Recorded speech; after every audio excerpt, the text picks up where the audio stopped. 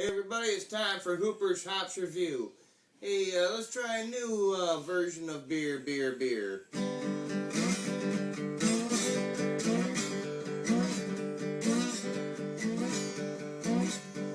A long time ago, way back in history, when all there was to drink was nothing but cups of tea, along came a man by the name of Charlie Mops.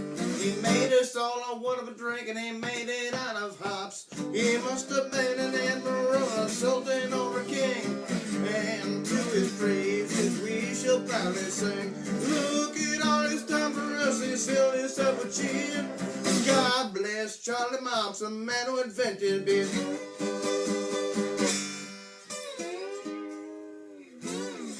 Beer. Welcome to the show.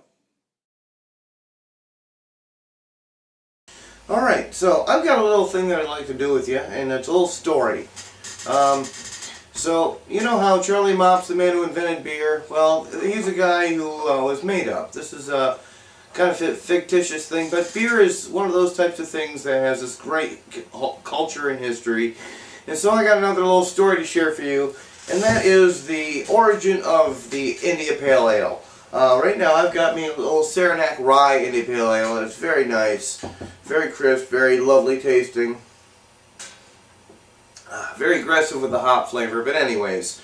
So this is how the story goes. I don't know the historical accuracy of this, but I've read this on several websites, and so this is the story that I've gotten. The birth of the India Pale Ale starts like this. Back a long time ago, I guess, when England was big with trading with India, with the East India Trading Company, like if you watch the Pirates of the Caribbean thing, you know, you'll get that. Anyways, so they would send these missionaries to India, and the missionaries would spread the word of Christianity. So they would keep them there, and they would live in India for a couple of years. So every couple of months they would have to have these ships come in and restock their provisions. One of the chief provisions they would always have would be beer. So the thick malty beer that they would import from England, by the time they got to India, they found out would go bad, would spoil. So they wanted to have this, they wanted to preserve the beer and make it so it would last a lot longer. So they would have this flower that they would call a hop. It's a flower that grows on a vine. It's kind of an ugly little flower. It kind of looks like the stem of like the tip of an asparagus. But it has a very piney, very citrusy smell, but it also has two important functions. Function number one, it provides a very nice flavor that is bitter, that will offset the sweet maltiness of the beer, the barley sweet beer, and makes it a more balanced, more palatable, drinkable beer. Number two, it gives a great head to the beer, it gives a nice fluffy white head, and it is a preserved beer which will last a lot longer among travel. So they started incorporating this hop into their beers, and when they started importing it to India, they had the hops, the spices, the esters, and all like that. And with the boat rocking and the heat of the sun on those barrels, it would improve the flavor, and the pale ale, the beer that arrived in India, was a very specific flavor, and it is the modern India Pale Ale as we know it. So, that is the legend of how the India Pale Ale was to come to be. And it is a wonderful style, one of my favorite styles, and I enjoy it every single time I crack open an India Pale Ale. I love that aggressive, bitter hop flavor, and here's the history, here's the story. I love it, and beer is always a part of your world. You should always never drink a beer you would serve to an asshole. This is good stuff.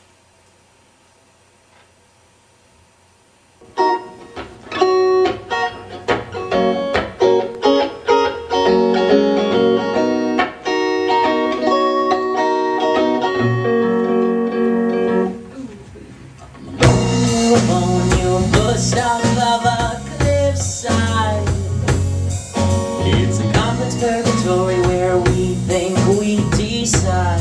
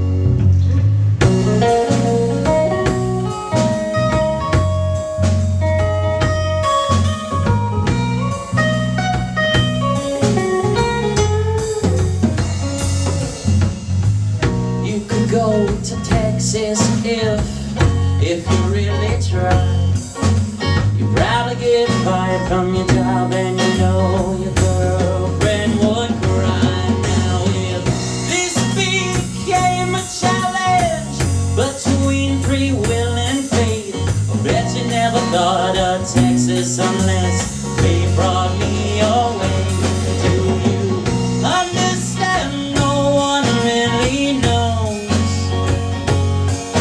and they surmise otherwise. Don't tell them your clothes for a nuclear. They say you fade so nice. Believe me, in you is quite alright. Believe me, being you is quite alright.